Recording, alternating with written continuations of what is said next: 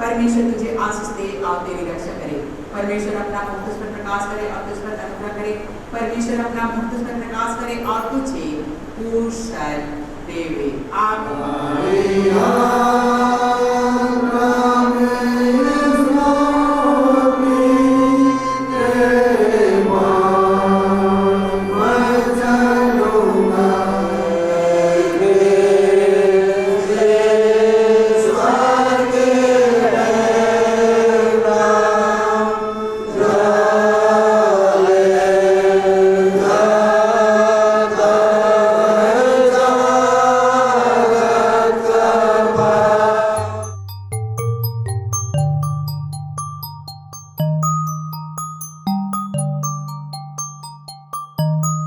Good morning सबको ईसुसा है। और आज तो आए हैं जीएल चर्च जगदा झीरपानी और आज यहाँ पे पादरी प्रोग्राम है, प्रभु भोज का कार्यक्रम है और लेंट का 5वां रविवार है। गांव जाऊंगा सोच रहा था। गांव में भी आज प्रभु भोज का कार्यक्रम है और आज यहाँ पे भी है, तो आज यहीं का चर्च आराधना में शामिल होते हैं। आइए।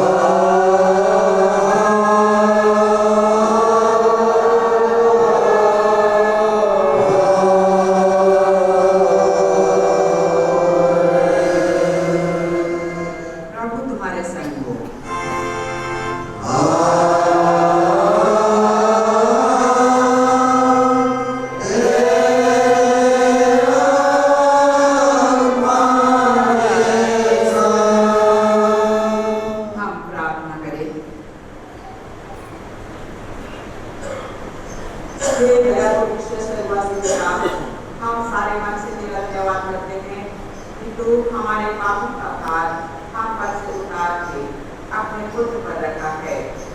हम दिन काल के साथ तेरी विनती करते हैं कि पवित्र आत्मा के द्वारा हमको चला कि हम अपने प्रभु यीशु मसीह के दुख और मरने के द्वारा शैतान के विरुद्ध और हर परीक्षा में शांति और सामर्थ पाएं, जिससे सब पापों से बने रहने का यत्न करके अनंत जीवन प्राप्त करें। तेरे पुत्र हमारे प्रभु यीशु मसीह के द्वारा, आमीन।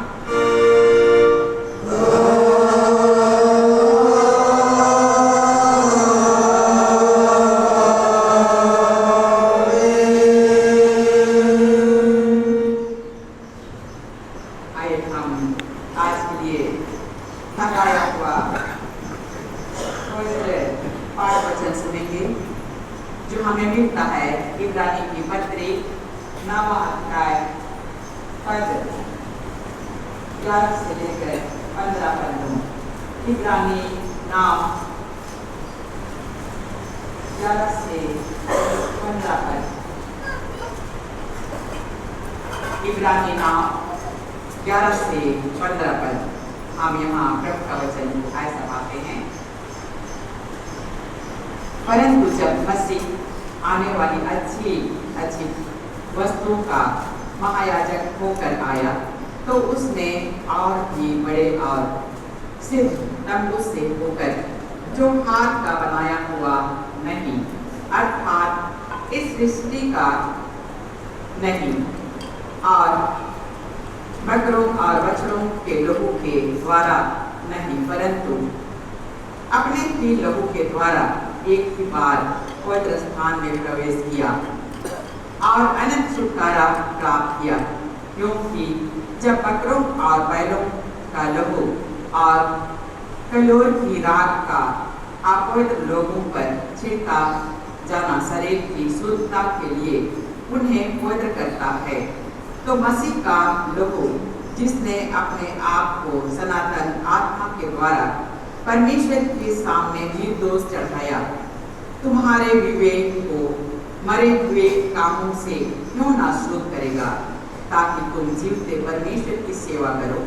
इसी कारण वह नई वाचा का मध्यस्थ है, ताकि उसकी मृत्यु के द्वारा जो पहली वाचा के समय के अपराधों से छुटकारा पाने के लिए हुई है, बुलाए हुए लोग प्रतिज्ञा के अनुसार अनंत मिरास को प्राप्त करें।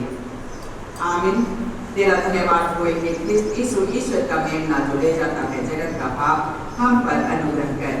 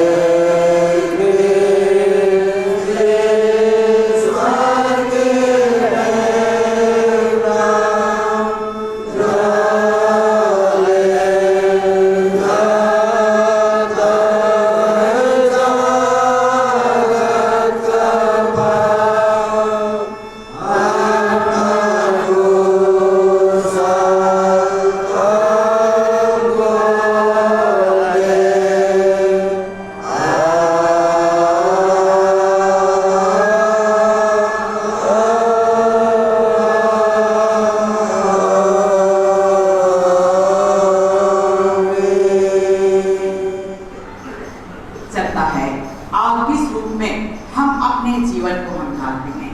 या हम अपने आप से स्वयं हम सोच सकते हैं और हम उस अपने दैनिक जीवन को हम अध्ययन भी कर सकते हैं।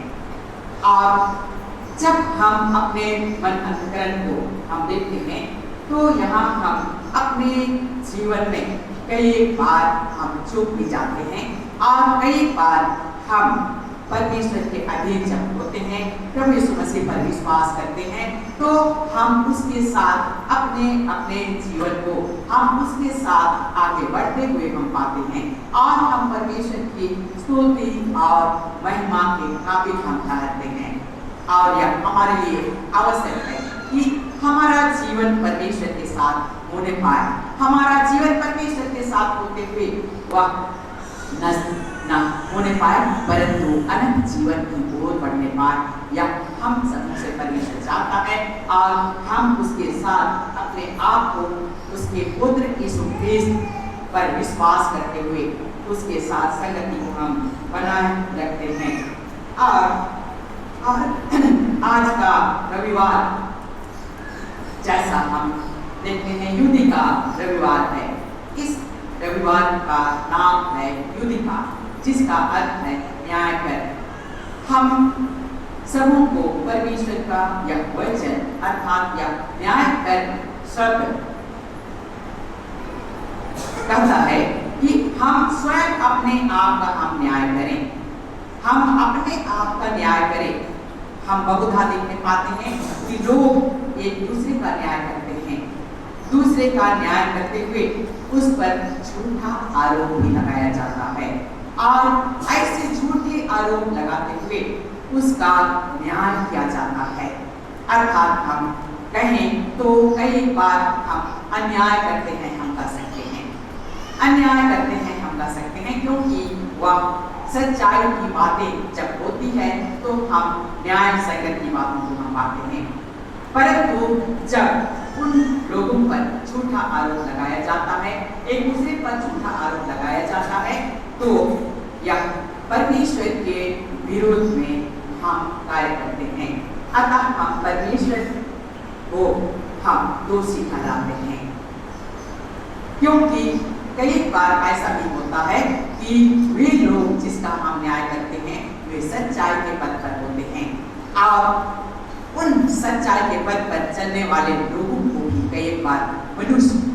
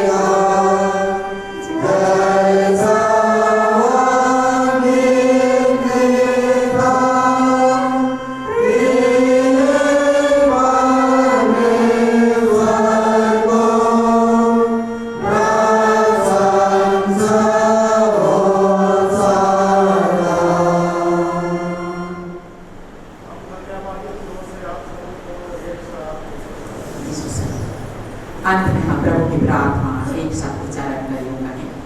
हे हमारे पिता जो स्वर्ग में है, तेरा नाम पवित्र किया जावे, तेरा राज आओ, तेरी इच्छा जैसे स्वर्ग में वैसे पृथ्वी पर भी हो।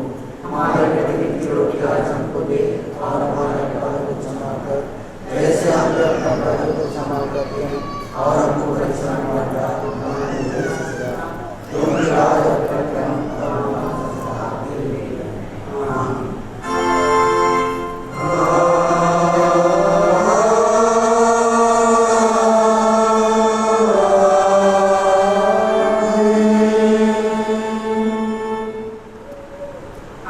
ईश्वर का आशीर्वाद विश्वासी और दिन मन से पूरी मन की ग्रहण करें। परमेश्वर तुझे आशीष दे और तेरी रक्षा करे। परमेश्वर अपना मुख तुझ पर प्रकाश करे और तुझ पर अनुग्रह करे। परमेश्वर अपना मुख तुझ पर प्रकाश करे और तुझे कुशल देवे। आमीन।